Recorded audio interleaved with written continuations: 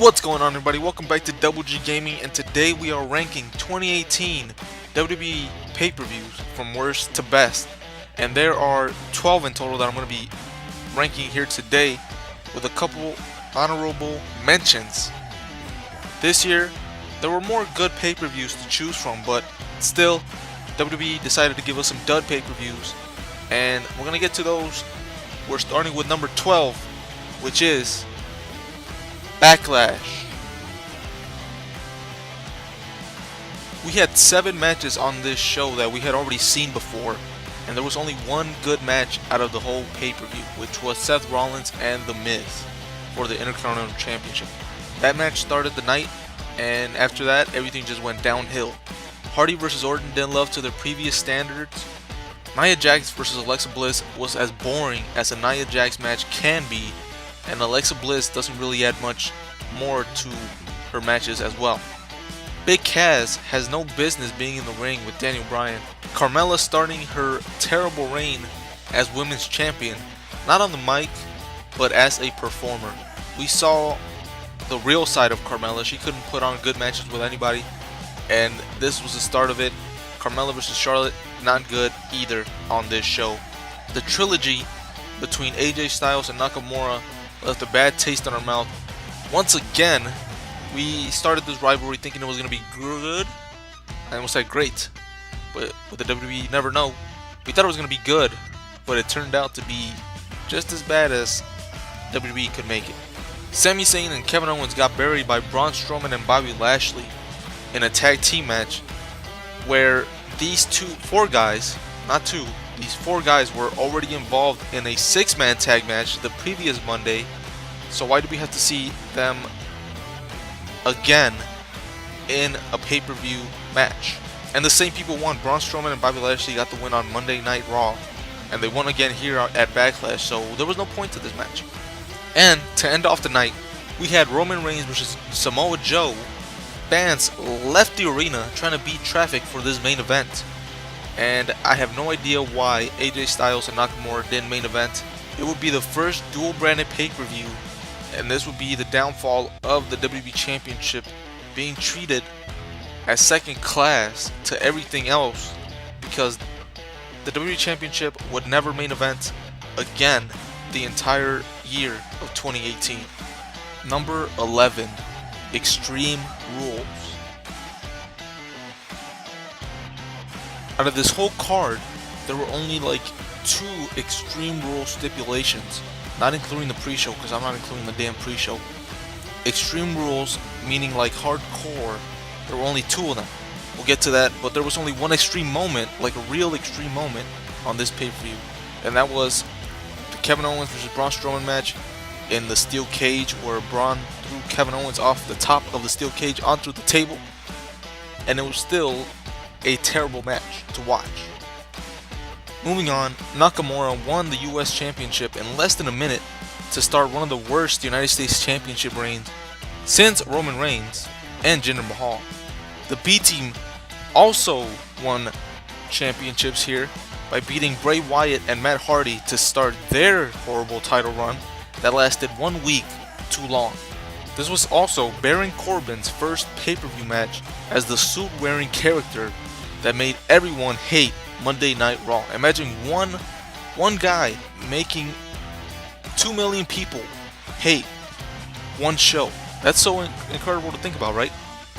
At least he still lost to Balor, but still, it was not a good match. Carmella once again killing her credibility as champion by having James Ellsworth help her win here.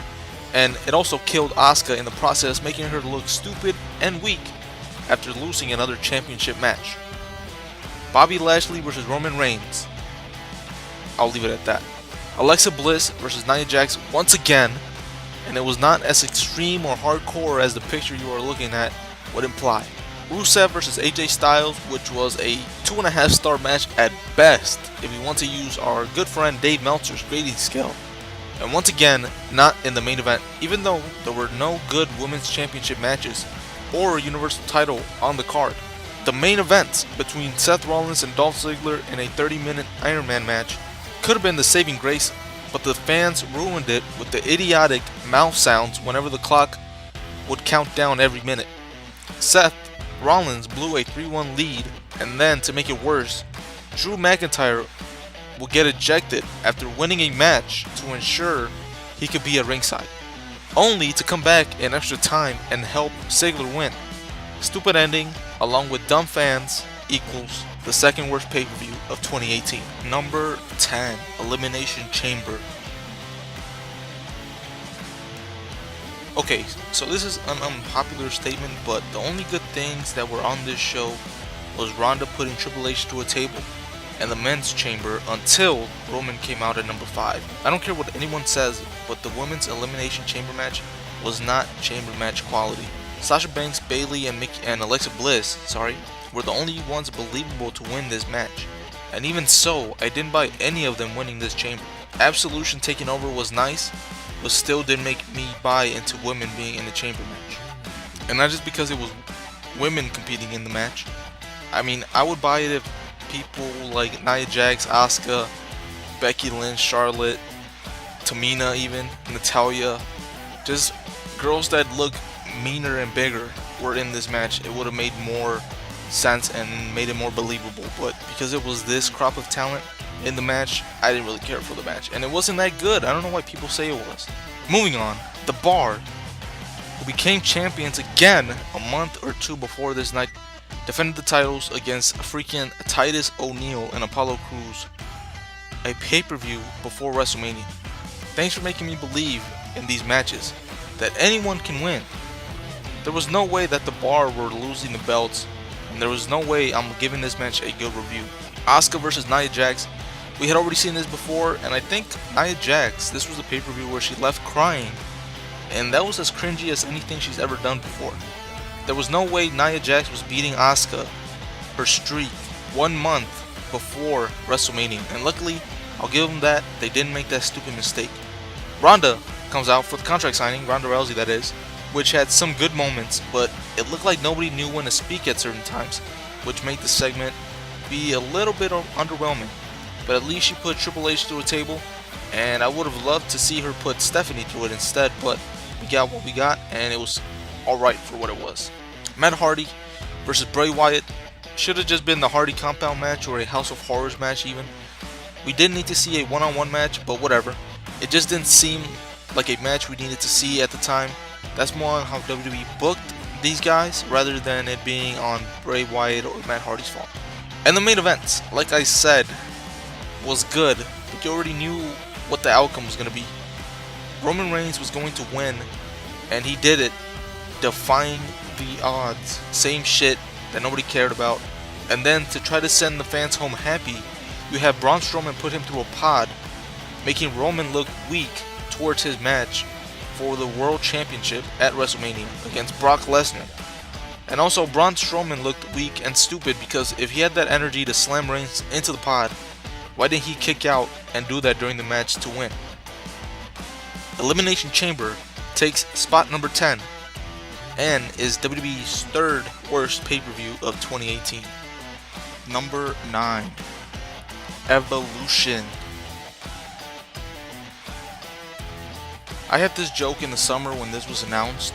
If All In and Evolution was on the same night and I was forced to spend my money on only one, which would I watch? And without hesitation, I always picked All In, not even knowing what All In was at the time. And guess what? I would still pick All In over Evolution any day of the week and twice on Sunday.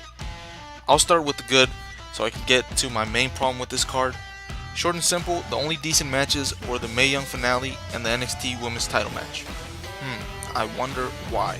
We had 2 tag team matches on the card, one with 4 old wrestlers and only one who could still wrestle, that being Mickie James. And then a 6 women tag team match, which we had seen some sort of iteration or another a handful of times already, so we didn't need another one on a pay-per-view. The Women's Battle Royal was a bot fest and Nia Jax won. I'm sorry, but they still have not had a good Women's Battle Royal ever in WWE. Maybe when they had bra and panties Battle Royals, but that's a topic for a different time. Nikki vs. Ronda was okay, but why was it the main event? Ronda never disappoints, but I would have preferred this somewhere else on the card or Ronda versus someone else. that isn't part-time or have been there for 6 years. Finally, you probably realize that I didn't mention this match as part of the good, because in my opinion, Charlotte was overselling everything and the commentary was over the top, which really made this match unenjoyable for me. Was it a good match? Yes. Great? Not so much. I'll get to this match later, but Nakamura and AJ Styles had a better last man standing match, and I still don't even think that was the best match on the card.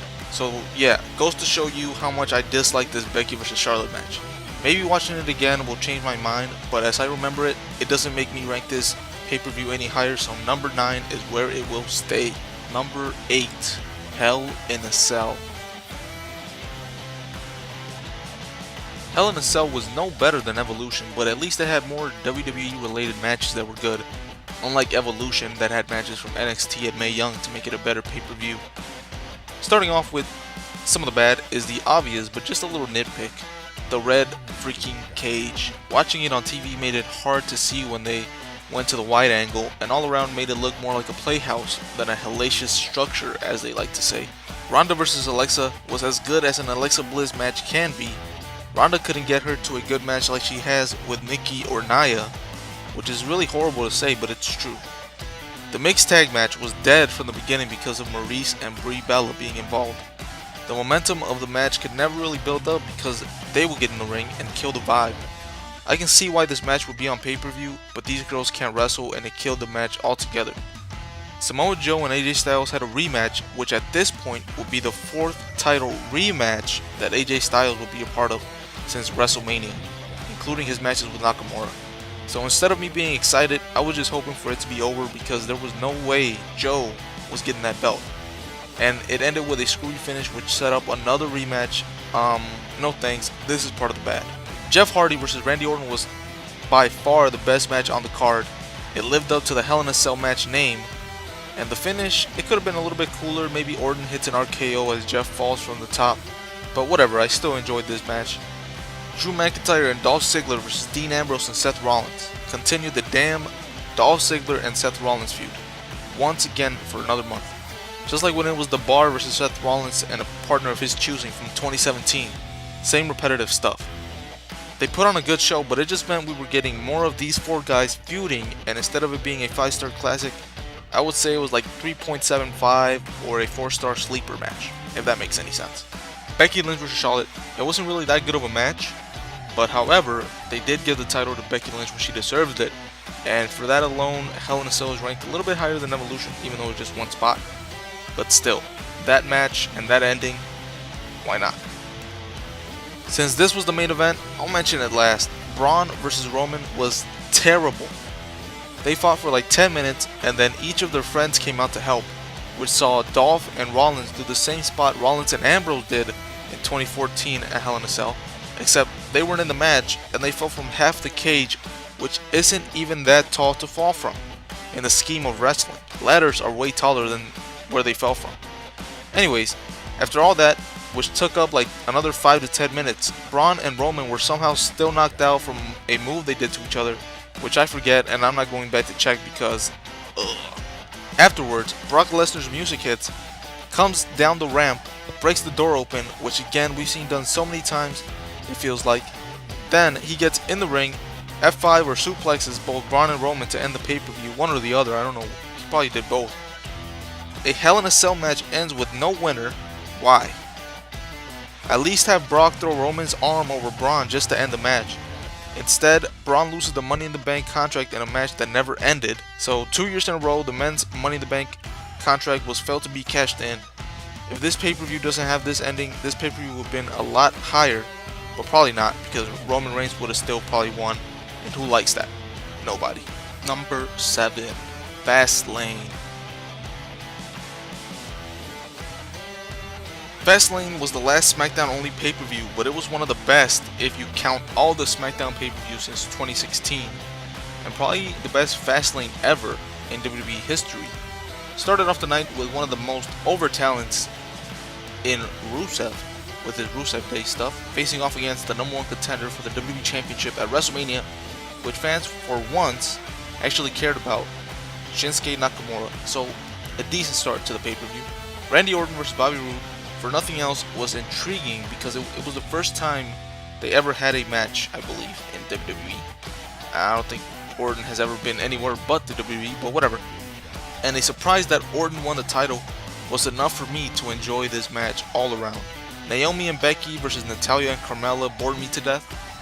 Leave it at that. The Usos versus the New Day again.